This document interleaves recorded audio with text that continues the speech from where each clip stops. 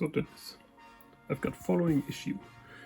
I've got a broken connector here, and to be honest, I don't know how to remove it. So my idea is to print something in 3D to just fix it during the flight. If I don't fix it, anytime I crash, it unplugs and I don't have video signal anymore. So let's try it. It takes about 4 minutes.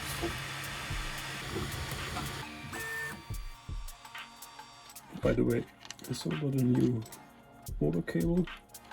It's too long, so maybe I need to fix it again. And also, really in a bad manner, I welded in the power cables, because also this plug broke. I don't know, I have the broken one somewhere. So hard surgery and everything is disassembled on my Corinthian. But tomorrow I want to fly. Now we have the printed part.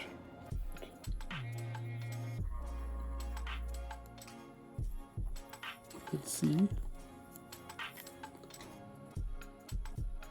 how this will keep the plug in place. So